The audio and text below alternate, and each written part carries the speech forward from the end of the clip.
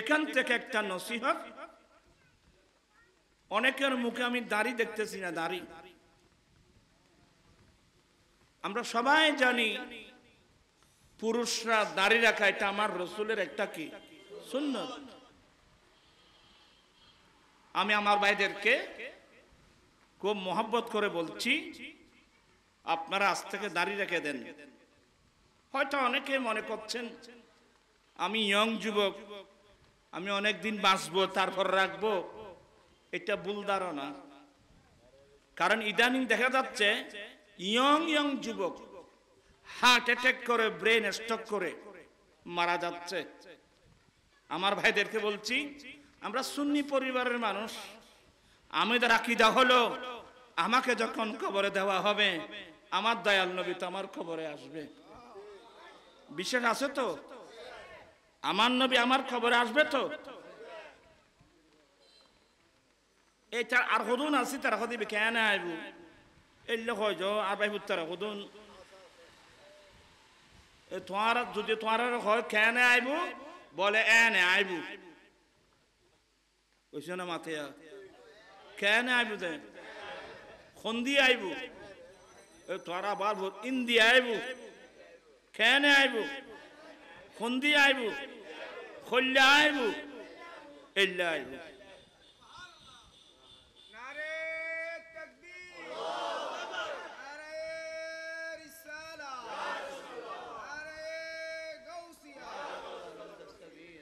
ইতারা কদনে কদে না এটা খবর ছবি দেখাবে তো, ছবি ফটো এগুলো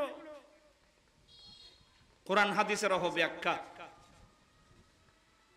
আপনারা সবাই আলেম ওলামাদের জবান শুনছেন, এখানে বাবার বয়স্ক, চাচার বয়স্ক অনেক মুরব্বি দেখতে পাচ্ছি, সবাই মেরাজের হাদিস শুনেছেন। মেরাজুন নবীর মাহফিলে গিয়েছেন, কত গাজী শেরবাংলা রহমতুল্লাহ থেকে আরম্ভ করে ইমাম হাশমি রহমতুল্লাহ, আল্লামা মুফতি ওবায়দুল হক নাইমি রহমতুল্লাহ এবং সন্দানেশের বড়হুজুর মাওলানা মুফতি শফিউর রহমতুল্লাহ, ওনারই অনেক সাহাবজাদা হুজুরের ছেলেদের মধ্যে আমার একজন উস্তাদ আছে মাওলানা আলাউদ্দিন রহমতুল্লাহ আলাইহি। সর্বপ্রথম সন্দানেশের জমিনে মিলাদুন নবীর মাহফিলে বিরাট করে সবুজ গম্বুজ বানিয়েছিলেন মুফতি আলাউদ্দিন রহমতুল্লাহ। আমরা সোবানি মাদ্রাসা থেকে এসেছিলাম। অনেক ইতিহাস আমি জানি, আমরা তো ইতিহাস ভুলে যাই। তো সবার জবান থেকে শুনেছি মেরাজের হাদিস। আমার রাসূল যখন প্রথম আসমানে গেলেন, ফাস্তাফতাহা জিবরাইল, জিবরাইল ইসলাম বলেন এই দারওয়ান দরওয়াজা হলো। তো দারওয়ান বলতেছেন মহান আপনার পরিচয়, বলে আমি জিবরিল। এক নম্বর। দ্বিতীয় নম্বর প্রশ্ন, ওয়া মা'আকা, আপনার সঙ্গে ইনি কে? ক্বালা হুয়া মুহাম্মদ সাল্লাল্লাহু আলাইহি সাল্লাম, উনি মুহাম্মদ ইসলাম। দুই। তৃতীয় নম্বর, ওনাকে কি দাওয়াত দেওয়া হয়েছে? হ্যাঁ, ওনাকে দাওয়াত দেওয়া হয়েছে, উনি আল্লাহর দাওয়াতে আসতেছেন। তিন প্রশ্নের উত্তরের পরে আসমানের দরওয়াজা যখন খুলে দিলেন, আমার দয়াল নবী জিবরিল সহ বুরাক সহ প্রথম আসমানে যখন কদম রাখলেন, নবী বলেন দেখতে পেলাম ওই গেটের পাশে একজন বৃদ্ধ মানুষ, মুরব্বী, নূরানি সুরতের মানুষ বসে আছে। একজন বৃদ্ধ মানুষ, নূরানি সুরতের মানুষ এখানে বসে আছেন। জিবরিল বলেন, হুজুর আপনি নাকি চিনেন? এগুলা বুখারী মুসলিমের হাদিস বলতেছে, আমি কিস্তে কাহিনী বলতেছি না। হুজুর এনাকে চিনেন? বলে তুমি বলো না। বলে হুজুর হাজা আবুকা আদম, ইনি আপনার বাবা আদম আলাইহিস সালাম। ফাসাল্লিম, আপনি ওনাকে সালাম করুন।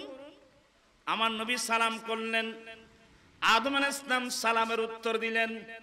সালামের উত্তর দিয়ে বললেন, মারহাবা ইয়া ইবনে সালেহ, মারহাবা ইয়া নবী সালেহ, এই নেককার নবী ছেলে, মারহাবা মারহাবা, খুশ আমদেদ, ওয়েলকাম, সুবহানাল্লাহ। কোথায়? মানুষের বেনাওয়াতে যারা কোথায়? প্রথম আসমানে। কে? আদম আলাইহিস সালাম। আদম আলাইহিস সালাম ইন্তেকাল করেন নাই কত হাজার বছর আগে, প্রায় 6-7-8 বছর আগে আদম আলাইহিস সালাম ইন্তেকাল করেছেন। তো ওনাকে কি আসমানে দফন করেছেন? আসমানত কি খবরস্থান আছে না? ওনাকে দফন করেছেন জমিনে। কোথায়? 3টি অভিমত, শ্রীলঙ্কার পাহাড়ে, জবলে আবু কুবাইসে, এভাবে মতান্তর আরেকটা জায়গায়, মোট 3 জায়গা আছে। আল্লাহু আলাম, আল্লাহ ভালো জানেন কোন জায়গায় উনি আছেন, ওনার মাজার শরীফ আছেন। তো ওনা তো দফন করা হয়েছে প্রায় 7-8 বছর আগে, 7-8 হাজার বছর আগে। কিন্তু মেরাজের রাত্রে উনি কোথায়? মানুষের বেনামাতে যায় কোথায়? আচ্ছি এখনো ছবি দেখিনি, এখনো ছবির সালাম দেয় না, ছবি উত্তর দেয় না, তাহলে বাস্তব আদম আলাইহিস সালাম কোথায়? তা আশ্চর্য, কেউ বললো না যে ও আইবে কোন দিকে? যদি বলো হ্যাঁ আদম আলাইহিস সালাম 1000 বছর আগে ইন্তেকাল করেছেন, উনি প্রথম আসমানে কেন গেই? আরো জোরে হবে এখন, কেন গেই? কোন দিকে করলে গেই? মুসা আলাইহিস সালাম 6ষ্ঠ আসমানে বারবার আমার নবীকে পাঠাচ্ছিলেন, হুজুর আপনার উম্মত 50 ওয়াক্ত নামাজ পারবে না, আপনি আল্লাহর কাছে ওয়াফেজ যান, নামাজ কমায় আনুন। কয়বার পাঠালেন? 9 বার। 45 ওয়াক্ত নামাজ কমায়ে মাত্র 5 ওয়াক্ত নামাজ নিয়ে আসছেন। তো মুসা আলাইহিস সালাম কয় আসমানে? 6ষ্ঠ আসমানে।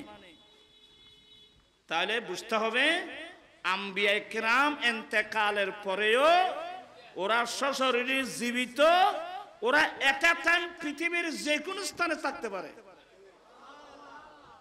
তো আর নবীর প্রশ্ন আইলি না, ইবে কেন আইব, কোন দিয়ে আইব, করলে আইব, আফওয়া এ ফান্না পর্যন্ত না তোর হলো কই তো মুলি যাবতি। এত সহজ মনে করিয়েন না। এতলে তোমার আর শিখে দিবি, তোমার এখন বুখারী করতে না, মুসলিমও করতে না। যদি কইবে আই না কথা আই তো কেন বলে না হন্দি ওইছে না মাথায় করলে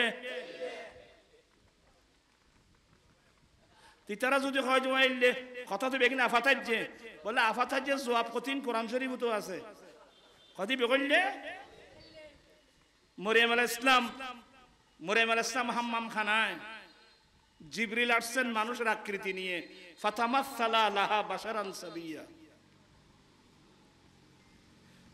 মরিয়ম আলাইহিস অনেক লম্বা আলোচনা। এই মানুষ সাবধান, আমি তোমার আল্লাহর কাছে তোমার কাছ থেকে আমি ফানা চাচ্ছি, আমার দিকে এক কদম এগোবে না। পরীক্ষায় ফাঁস হয়ে গেল।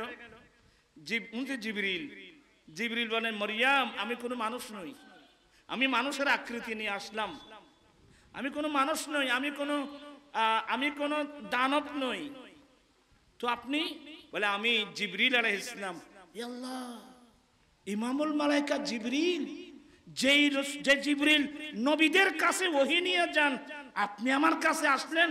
বলে হ্যাঁ আমি তোমার কাছে আসছি লি আহাবালাকে গোলামান জাকিয়া, তোমাকে একটা পুত পবিত্র ছেলে দেওয়ার জন্য। তোমাকে একটা পুত পবিত্র ছেলে দেওয়ার জন্য। আমার ছেলে কিভাবে হবে? আমার মা বাবা আমাকে শাদী দেয় নাই। ওয়ালাম ইয়ামসাসনি বাশার, কোন পুরুষ কোন মানুষ আমার বেয়াদবি মাপ আমার শরীর টাচ করতে পারে নাই। আমার ছেলে কিভাবে হবে? আপনি আমার ছেলে কিভাবে দিবেন? তো বলে কাযালিকে এল্লাযী ইমদেরি ফুয়াকানে বদেন ওইছে না মাতে আর মাওয়াফি বিয়ান দাতে ফুয়াকানে বদে কাযালিকে এন হইব কইলে ওইছে না মাতে কইলে রওয়া। তো কথাই বলতে কোরআন শরীফ তো আছে দে। আমি আসলে কথা লম্বা হয়ে গেল, আপনাদেরকে বুঝাচ্ছি। আমার খবরে আপনার খবরে আমার দয়াল নবী আসবেন। ভাইয়া ও আমার ছেলেরা, দাড়িবিহীন যদি আপনি যদি দাড়ি ছাড়া কবরে যান, আমার দয়াল নবী আসবে কবরে, এই দাড়ি ছাড়া চেহারাটা আপনি আমার নবীকে কিভাবে দেখাবেন বলুন?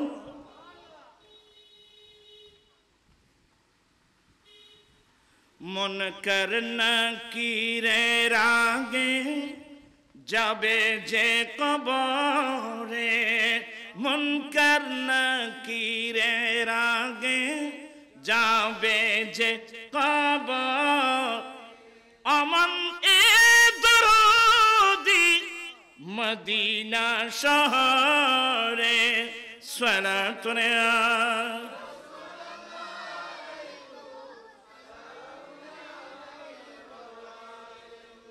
চাষিমা। আমি অনেক দূরে চলে গেছি, কোত্থেকে এলাম ভুলে গেছেন আপনারা। চাষিমা আমাকে দেন না, নাতিকে কুলে দিলেন আমার দয়াল নবী।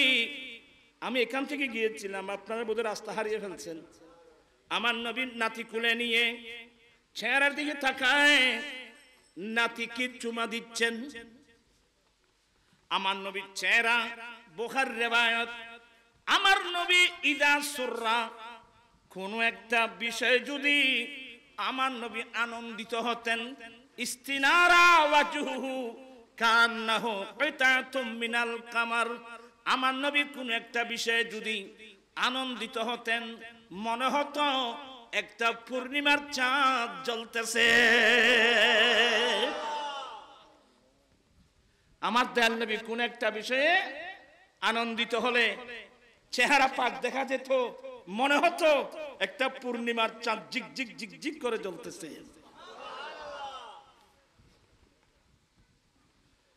हाँ तुम किसी फोन निशाना चमक तुझसे पाते हैं सब पाने वाले, चमक तुझसे पाते हैं सब पाने वाले।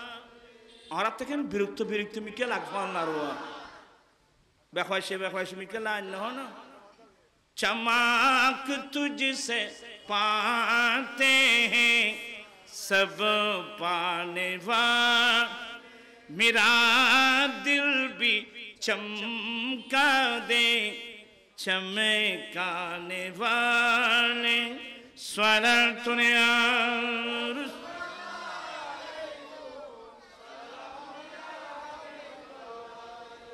আহলে বাইত রাসূলের শাহাদাতের আলোচনা হচ্ছে, কুরবানির আলোচনা হচ্ছে। আজ থেকে আমি কয়েকজন ছেলে দেখতে চাই, হুজুর আমি আজ থেকে দুনিয়ার মায়াকে পায়ের নিচে দিলাম, নবীর মায়া বুকে নিয়ে আজ থেকে আমি দাড়ি রাখবো। এমন ছেলে আজকের মাহফিলে কয়েকজন আছো? আমি কয়েকজন ছেলে দেখতে চাই, হুজুর আমি আজ থেকে হাত তুলে বলছি আমি আজ থেকে দাড়ি রাখবো। তাহলে আমি বুঝতে পারবো আমার আলোচনা কাজে আসতেছে। দাড়ি রাখবেন আরো আজ এত নিতে কি হয় সাহেব মানুষ হাত তোলো না, দোয়া করে দিই মাই একজন। তুমি তো রাখছো বোধ, তুমি দাড়ি রাখছো না, তো তুমি কেন হাত তুলতেছো? ন রাখে দিই তার আরো কয়েকদিন পারিবে না, আরো তোমার হনে পারিবে।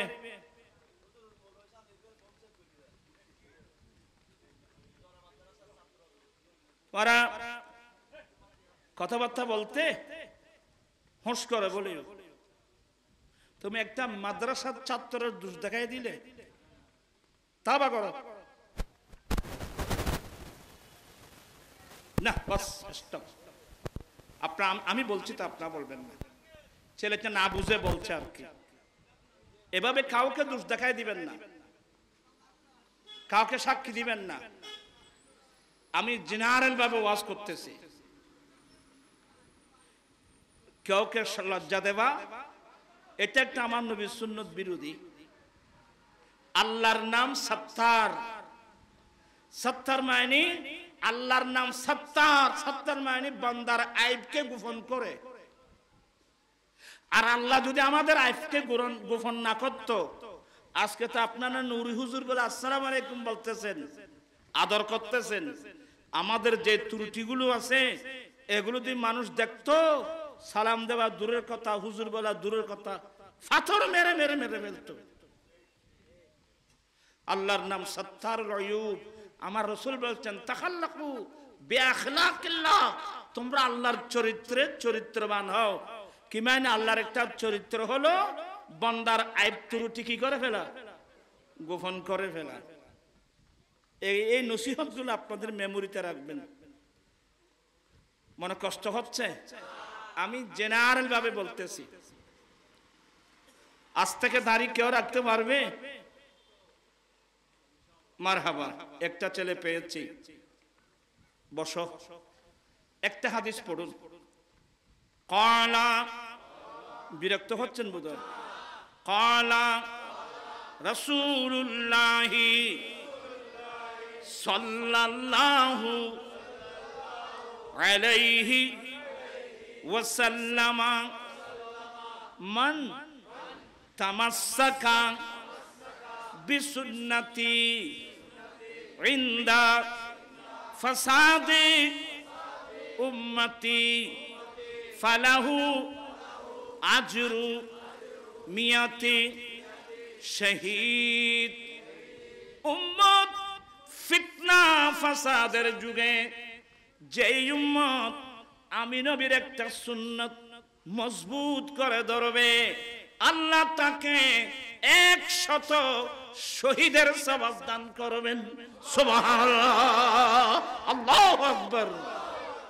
বদরের যুদ্ধে, উহুদের যুদ্ধে, হুনাইনের যুদ্ধে, তবুকের যুদ্ধে যারা দিন প্রতিষ্ঠা করতে গিয়ে শাহাদাত বরণ করেছিলেন, আখিরি যুগে, ফিতনার যুগে, ফাসাদের যুগে আমার দয়াল নবী বলেন যে উম্মত আমি নবীর একটা সুন্নত মজবুত করে ধরবে, যেমন পাশে লোকে কিছু বলে আমার ওদিকে লক্ষ্য, ওদিকে আমার দৃষ্টি নেই, দুনিয়ার মায়া পায়ের নিচে দিলাম, নবীর মায়া বুকে নিয়ে সিদ্ধান্ত নিলাম আজ থেকে আমি নবীর সুন্নত মোতাবেক দাঁড়িয়ে রেখে দেব। একটা সুন্নতের উপর আল্লাহ আপনাকে 100 শহীদের সওয়াব দান করবেন। সুবহানাল্লাহ। পারবেন না? আপনারা জানেন আজকে 15 বছর ধরে আমি যৌতুকের বিরুদ্ধে আন্দোলন করে যাচ্ছি। আপনারা অনেকে জানেন, অনেক গালি আমি শুনছি, অনেক মন্দ কথাও শুনছি, ওইদিকে আমার কোনো কান নেই। আমার কাজ আমি করে যাচ্ছি। আজকে হাজার হাজার লক্ষ লক্ষ গরিব করে মেয়েরা উপযুক্ত, যৌতুকের কারণে মেয়েদের বিয়ে হচ্ছে না। কত মেয়ে স্বামীর ঘরে গিয়ে লাঞ্ছনার শিকার হচ্ছে। অথচ আমার রাসূল নিজে শাদী করে আমরা উম্মতদেরকে প্র্যাকটিক্যাল বিবাহের পদ্ধতি শিক্ষা দিয়েছেন।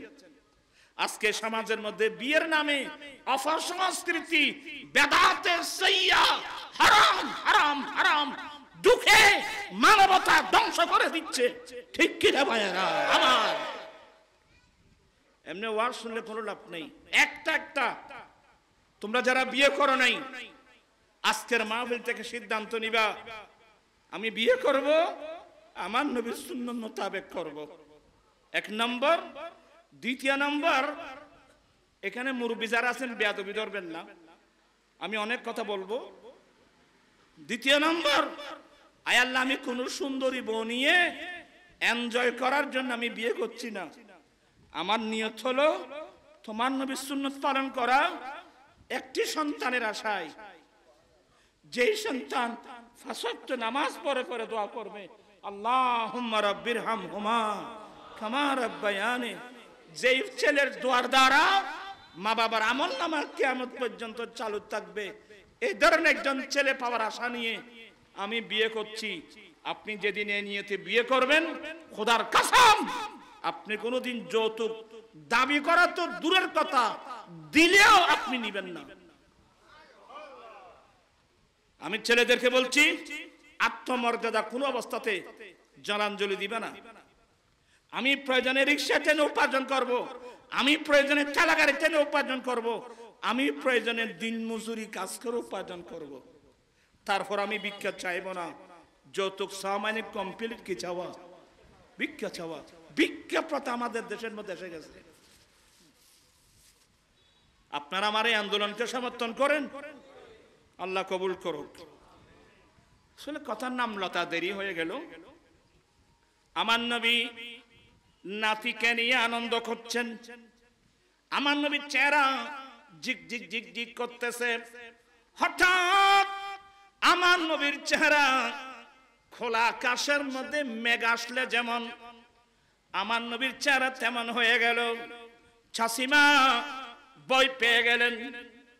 আল্লাহ, নবীর নূরানি চেহারা জিক জিক জিক জিক করছিল, হঠাৎ কি হয়ে গেল? আমার নবীর চেহারা ভাবে পরিবর্তন হয়ে গেল, চেহারার রং পরিবর্তন হয়ে গেল। ইয়া রাসূলুল্লাহ, ইয়া হাবিবাল্লাহ, হুজুর নাতি পেয়ে উজ্জ্বল চেহারা দেখলাম, আপনার আনন্দ চিত্ত চেহারা দেখলাম। নবী গো, হঠাৎ এই অবস্থা কেন হলো? আমার দয়াল নবী চাচিকে বলছেন, চাচিমা এক্ষুনি জিবরিল আলাইহিস সালাম এসে আমাকে সংবাদ দিয়ে গেল, নবী যেই নাতিকে নিয়ে আপনি আনন্দিত হলেন, আপনার নামদারি কিছু উম্মত আপনার এই নাতিকে শহীদ করে দেবে। কি?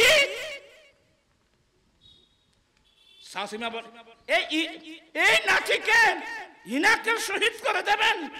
জিবরিল বললেন তো। শুধু এটা না, এগুলো তো আটলান্টিক মহাসাগর। আমার মুহররমের 10 তারিখ ময়দানে কারবালায় আল্লাহ আহলে বাইত রাসূলকে জালেম এজিদিরা, দুনিয়ার মসনদ লুবি, দুনিয়ার কুত্তা, দুনিয়ার মসনদ লুবি আমার নবীর আওলাদদেরকে কিভাবে শহীদ করলো।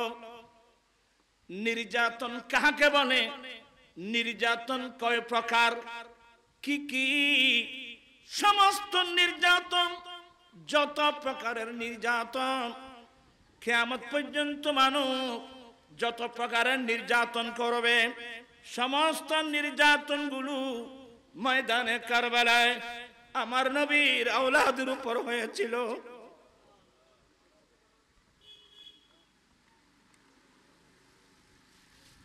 এগুলো বয়ান করা যায় না, কোন ইমানদার এগুলো বরদাস্ত করবে না।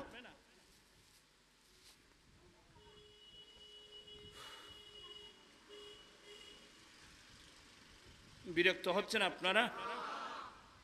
ও মনাসিরে সবাইছে না, মনাসিরে সবাইছে না।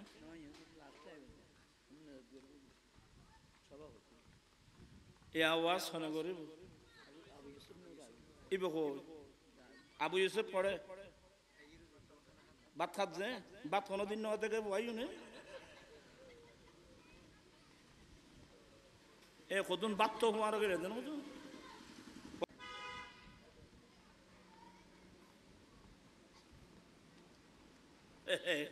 আর আর উজুরল আর কোনো দেখাবা মানে আবু ইউসুফ শহরে আর কোনো দেখাবা দিত। আয় ওকে বয়স্ক মানুষ বাজে আয় বেলা বড় আয়ের বল দিতে পারছি দিনে আর কোনো আয় হলে আমাদের নারাবাস হইয়া মানুষ জমিনে মিদি আগাছা উঠছে দে এই বাসন্য মানুষ এই নবাসলি উজুর হলে রোয়া রুইবে করে আতুর দমাই দিব। আমার আলা হযরত কেঁদে কেঁদে বলছেন, সোনা জঙ্গল রাত আঁধেরি ছাই বদলি কালি, सोने वालों जागते रहियो चोरों की रखवाली है। स्वरण तुने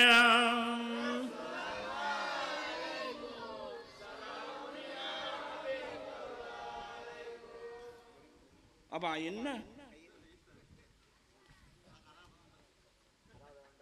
तुम्हारा तुम्हारा तालत नहीं आया से हाथ तालत না না না, তোমারা আর বয়স তাইলি তো বুঝিবে পাইবে, তোমারা তো ইয়ং ফুয়া, তোমারা বুঝিবে না কি। আল্লাহুম্মা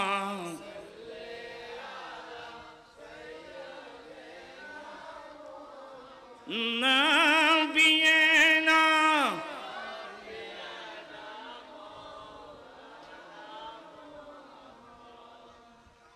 আবু ইউসুফ নু আচ্ছি না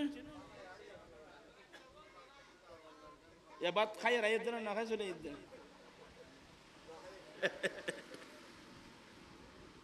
বহুত সময় আছে খাইতে পারবি ইনশাল্লাহ ওর বাড়ির খানা বড় বাড়ির খানা বেয়ের বাড়ির খানা এনে উজুর খানা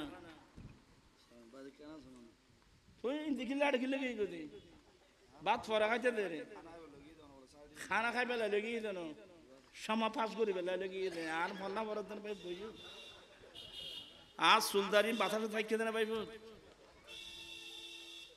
সব বলুন মারহাবা ইউসুফ নূর হুজুরের আগমন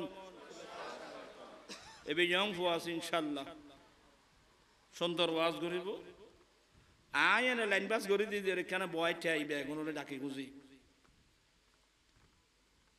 যেখানে বালা হাজত আগে যাইবেন আগে আইবেন বা ফাস্তাবিকুল খায়রাত যেখানে হাজত আগে আইবেন আর ভাই তারাই আগে বালা হামন নয় যেন ও খনিকে মেজানোর দর দিলি এড়ে বেগুনের আগে আইব কেউ তুই ঘরে খোঁজে কেন মেজান খাইতাম গিয়ে দি এত শহরে হয় যদি বালা হামার দ্বারা জানাবো আর ভাই তারা বালা হাম পাই ওই মেজানের দ্বারা কি হন যারা ইমানদার আমাদের জন্য সবচেয়ে বড় সম্পদ এলমে দ্বীন এলমে দ্বীন হলো আমাদের জন্য সবচেয়ে বড় সম্পদ ইয়ারফাইল্লাহু আল্লাযীনা আমানু মিনকুম ওয়াল্লাযীনা উতুল ইলমা দারাজাত মাদ্রাসাটা নজবাজি জন ফরজ আছিল মাদ্রাসায় যান নাই দুনিয়ার পরিবেশ নষ্ট আজকে আমরা মুসলমানের ছেলে যে ছেলেরা মক্তবে যাওয়া মাদ্রাসায় গিয়ে কোরআন বুকে নিয়ে হাদিস বুকে নিয়ে মাদ্রাসায় গিয়ে যাওয়া উচিত ছিল আজকে সেই ঘরের ছেলে মেয়েরা ফজরে ফজরে বুকে আজে বাজে বই পুস্তক নিয়ে যাচ্ছে কেজি স্কুল কিন্ডারগার্টেন আশা প্রত্যাশা না জওয়ান ব্রাক স্কুল তো ভালো কিন্তু সেখানে সিলেবাসের মধ্যে আল্লাহর কোরআন নামক কোন সিলেবাস আছে হাদিস শরীফ নামক কোন সিলেবাস আছে ওই কবরস্থানে যাওয়া লাগবে তারপর বুঝে আসবে ইলমে দ্বীন অর্জন করা আমাদের জন্য ফরজ ফরজ ফরজ যাই এটা বলে শেষ করে দিচ্ছি হযরত সাইয়েদনা সালমা রাদিয়াল্লাহু তাআলা আনহা বলেন আমি একদিন আমাদের আম্মা আমার নবীর স্ত্রী আমাদের আম্মা উম্মে সালমার রুমে গেলাম সালমা বলেন আমি একদিন উম্মে সালমার ঘরে গেলাম ওয়াহিয়া তাবকি দেখলাম আমাদের আম্মা আমার নবীর স্ত্রী উম্মে সালমা বসে বসে নীরবে কাঁদছেন আমি মনে মনে ভাবলাম বোধহয় আমার নবীর ইন্তেকালের কারণে বোধহয় নবীর প্রেমে কাঁদতেছেন আমি জিজ্ঞাসা করলাম মায়াবি কি কে আমি জান কোন জিনিস আপনাকে কাঁদাচ্ছে আম্মা কোন জিনিস আপনাকে কাঁদাচ্ছে আমার আম্মা অত আমার নবীর বিবি উম্মে সালমা রাদিয়াল্লাহু তাআলা উত্তর দিলেন আমি কাঁদছি দে রাআইতু রাসূলুল্লাহ সাল্লাল্লাহু আলাইহি ওয়াসাল্লাম ফি রাসিহি ওয়া লিহিয়াতিহি তুরাব আমি আমার নবীকে স্বপ্নে দেখলাম আমার নবীর দাড়ি মুবারক আমার নবীর চুল মুবারকের মধ্যে ধুলি বালু আমার নবীর দাড়ি মুবারকের মধ্যে ধুলি বালি আমার নবীর মাথা মুবারক চুল মুবারকের মধ্যে ধুলি বালি মিশ্রিত নবীর দাড়ি মুবারক মাথা মুবারক দেখে আমি ব্যথিত হলাম ইয়া রাসূলুল্লাহ ইয়া হাবিবাল্লাহ আপনার এই অবস্থা কেন আমার নবী আমাকে উত্তর দিয়েছেন এই উম্মে সালমা শাহিদতু কাতল আল হুসাইন আনফা আমি নবী এক্ষুনি আমার নাতি হুসাইনের শাহাদাতের জায়গায় মাঠে উপস্থিত ছিলাম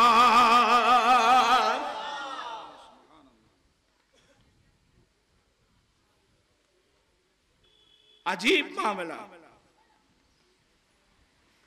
আমি আপনাদেরকে একটা কথা বুঝিয়েছিলাম, একটি মাত্র ঘটনা না, পৃথিবীর বুকে কিয়ামত পর্যন্ত মুসলমানকে কাঁদাবে আহলে বাইত রাসূলের শাহাদাতের ঘটনা।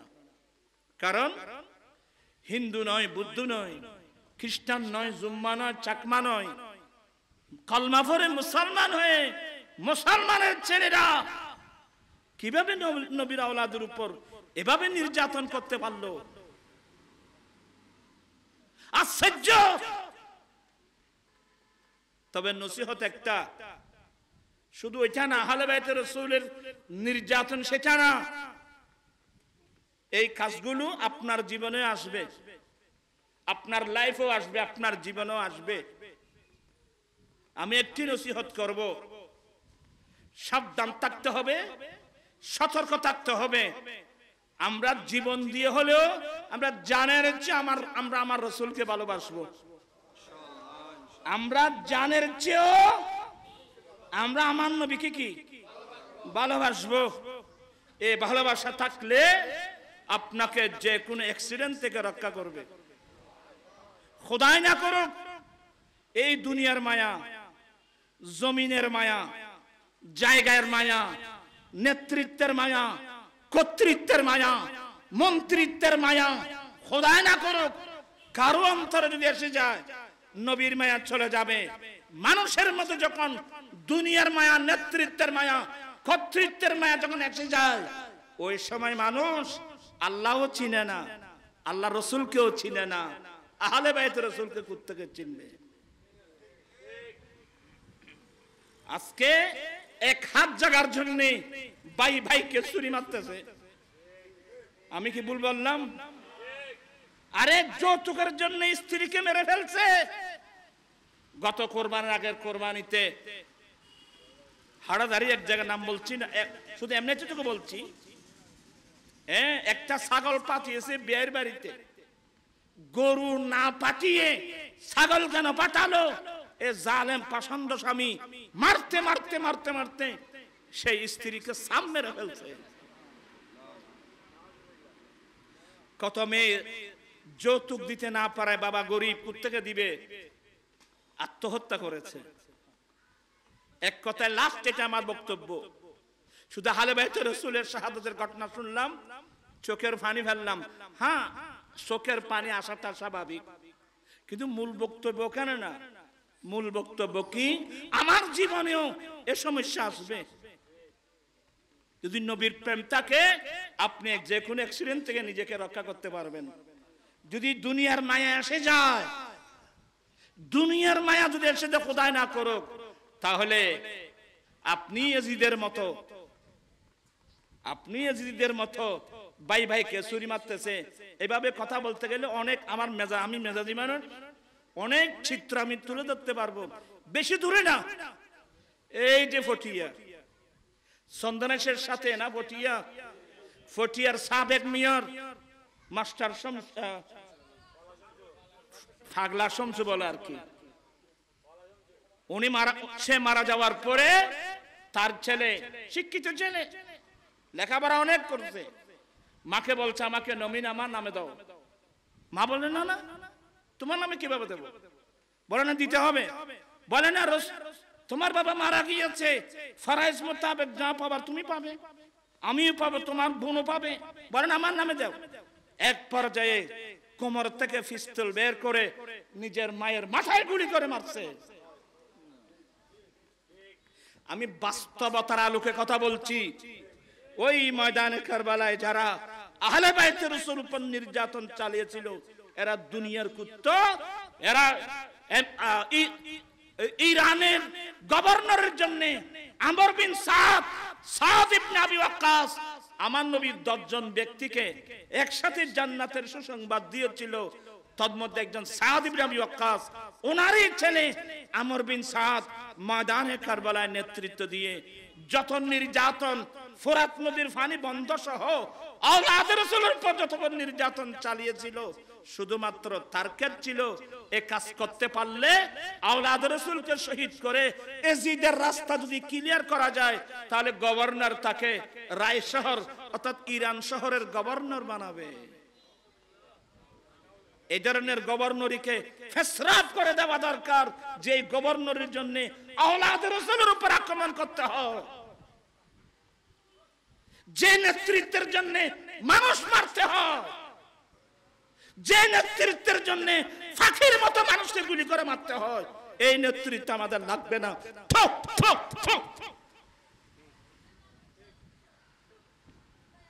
दूर कर दे जो दीन और ईमान से, ऐसी शान ऐसी अजमत नहीं चाहिए। मिल गई है नबी की गुलामी हमें, अब जमाने की दौलत नहीं चाहिए। আল্লাহ আমরা সবাইকে আহলে বাইতে রাসূলের কুরবান রসিলায় আমাকে ফাক্কা রাসূলের পাকের আশিক উম্মত হওয়ার তৌফিক দান করুক, আমিন। আল্লাহ আপনাদের এই মাহফিলকে কবুল করুক, এই কুরবানি মেহনতকে কবুল করুক। আমি নিজে সহ আমরা যেন জীবনের প্রত্যেক ক্ষেত্রে এগুলো আমল করতে পারি, আল্লাহ সবাইকে সে তৌফিক দান করুক। আসসালামু আলাইকুম ওয়া রাহমাতুল্লাহ।